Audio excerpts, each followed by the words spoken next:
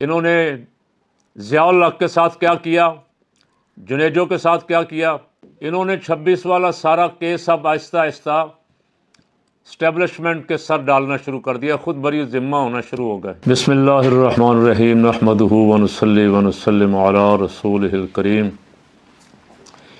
26 مئی کے بعد سے حکمران جن پہ حملہ آور ہوئے تھے ان کی دل جوئی کرنے کی بجائے مسلسل بمبارمنٹ کر رہے ہیں۔ شہباز شریف، محسن نقوی، عطا تارڑ، اور کل مریم نواز صاحبہ بھی بولی اور کفن پھاڑ کے بولی، کفن پھاڑ کے انہوں نے فرمایا کہ یہ پی ٹی آئی دہشت گرد جماعت ہے، یعنی ملک کی 70% عوام جس نے پی ٹی آئی کو ووٹ دیا وہ سب دہشت گرد ہیں، اور یہ فتنہ ختم کیے بغیر پاکستان آگے نہیں بڑھ سکتا۔ اور جو کچھ خبریں اسلام آباد سے اور پنڈی سے آ رہی ہیں، جو پختون نظر آتا ہے اسے دھر لیا جاتا ہے اور کہا جاتا ہے کہ یہ دہشت گرد، کوئی افغان، کوئی پٹھان، جو بھی نظر آتا ہے ان پہ حتیٰ کہ ریڑھی والے اور چھوٹی چھوٹے کھوکھے لگا کے چائے کے بیٹھے ہوئے افراد کو بھی 26 نومبر کے کیس میں رگڑا دیا جا رہا ہے۔ اور یہ ہوتا کیا ہے؟ 9 مئی کا بھی یہی ہوا تھا۔ کیا ہوا تھا؟ 9 مئی کے واقعے کو جواز بنا کے نامعلوم افراد پہ پرچے، میں نے ابھی گزشتہ دنوں 26 کو ہوا یہ نومبر کو، 28 29 کو ٹی وی پہ ایک سلائیڈ چل رہی تھی کہ میاں والی میں 50 پی ٹی آئی کے لیڈروں پہ اور 700 نامعلوم افراد پہ پرچہ۔ عدالتوں کو اس کا نوٹس لینا چاہیے، اس سے تو ملک میں کسی آدمی کا بھی جینا مشکل ہے۔ 700 نامعلوم میں جس کو جی چاہے ان کا اس کو اٹھا کے لے جائیں گے، اور پھر مک مکا کر کے جو کچھ دے گا اسے چھوڑ دیں گے، جو نہیں دے گا اس پہ پرچہ اس کو ڈال دیں گے، ریمانڈ لیں گے اور کئی دن خجل خراب کریں گے، ذلیل رسوا کریں گے۔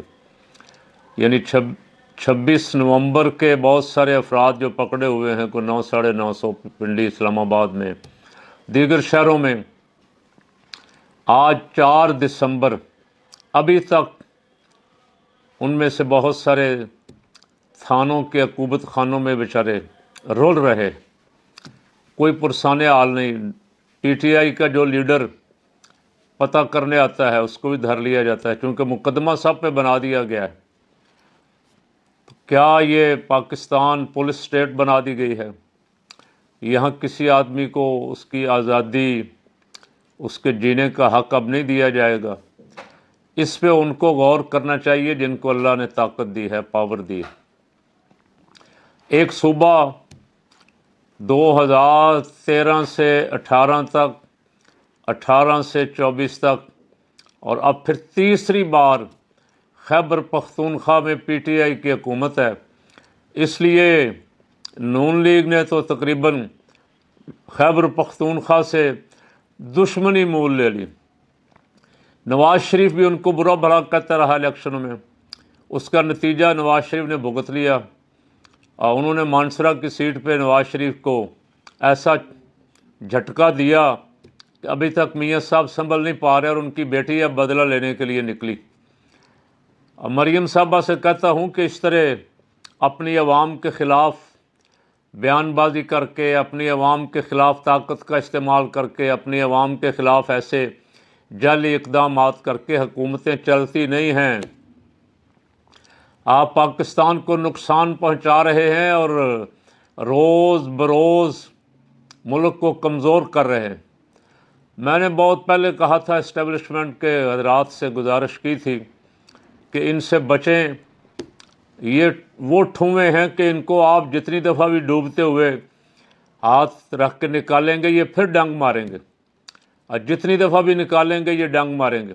آپ ان کو چوتھی دفعہ ٹرائی کر رہے ہیں۔ انہوں نے 26 والا سارا کیس اب آہستہ آہستہ اسٹیبلشمنٹ کے سر ڈالنا شروع کر دیا، خود بری ذمہ ہونا شروع ہو گئے۔ شہباز شریف کا بیان کہ ہم نے جو کچھ گند کیا ہمیں سپہ سالار کی مکمل سرپرستی حاصل رہی۔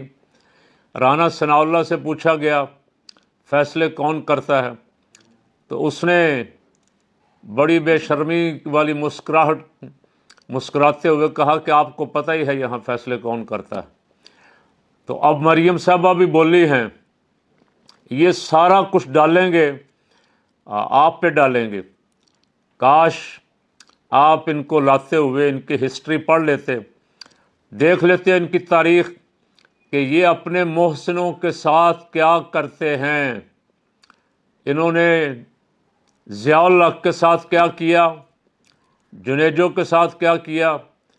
ضیاء الحق جس نے ان کو گود میں بٹھا کے فیڈر پلا کے جوان کیا تھا، اسی ضیاء الحق کے قاتلوں کے ساتھ، اس کے دشمنوں کے ساتھ انہوں نے جا کے لاڑکانہ میں رنگرلیاں منائیں، اور وہاں کھڑے ہو کے شہیدوں کی قبروں پہ، ان شہیدوں کی قبروں پہ جن کو ان کے ڈیڈی کہتے تھے کہ یہ ملک دشمن ہیں، یہ غدار ہیں، ان شہیدوں کی قبروں پہ کھڑے ہو کے ضیاء الحق کو جو کچھ کہا کہلایا وہ آپ سب اس کے گواہ ہیں۔ اور جب ان کا کوئی بس نہیں چلتا تو یہ پاؤں پڑتے، جب تھوڑا سا سیدھے ہو جاتے ہیں تو گریبان سے پکڑتے ہیں۔ یہ ان کے بارے میں بہت مشہور ہے۔ اب یہ سارا ملبہ اسٹیبلشمنٹ پہ ڈال رہے ہیں، جس سے میرے جیسے محب وطن پاکستانیوں کے دل دکھے ہوئے۔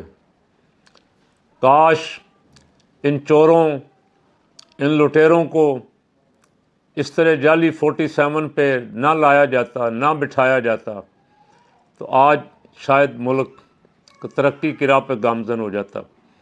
2-2.5 سال ہو گئے جو کچھ یہ ملک کے ساتھ کر رہے ہیں، جو تماشا کر رہے ہیں، غربت کا مذاق اڑا رہے ہیں، بجلی، گیس، اشیاء صرف، ہر چیز مہنگی سے مہنگی، اور کوئی کسی کام کا ذمہ لینے کے لیے تیار نہیں ہیں، ذمہ داری کسی اور پہ ڈال رہے ہیں۔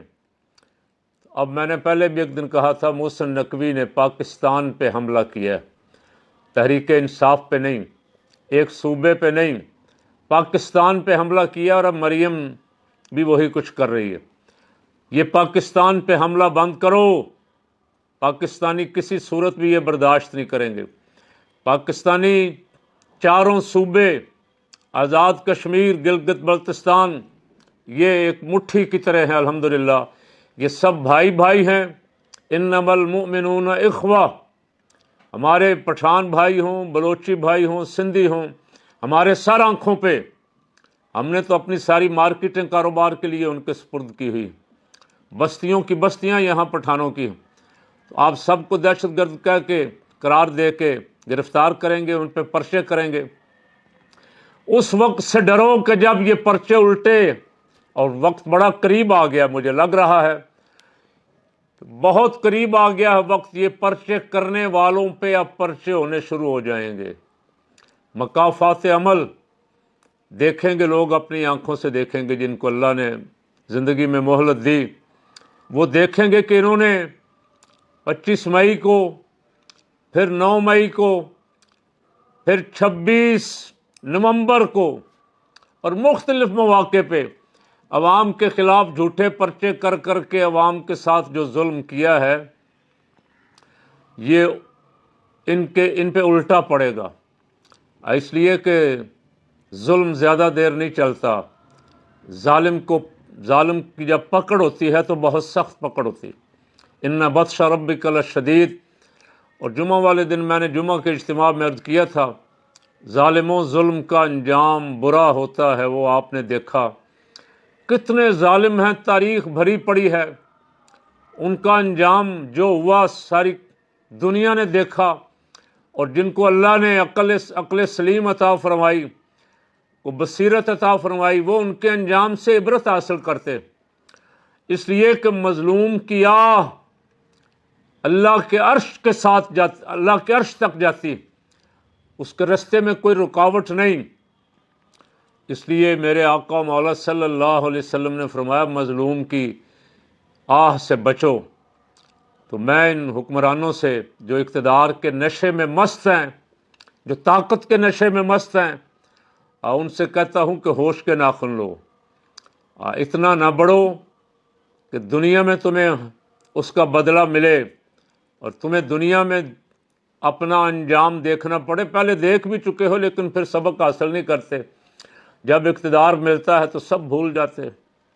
اقتدار میں پروٹوکول، عیش و عشرت، اختیار، حکم ایسے چلتا ہے کہ پھر کوئی شے یاد ہی نہیں رہتی۔ وہ جیل والے دن بھی بھول جاتے ہیں، جلا وطنی والے دن بھی بھول جاتے ہیں۔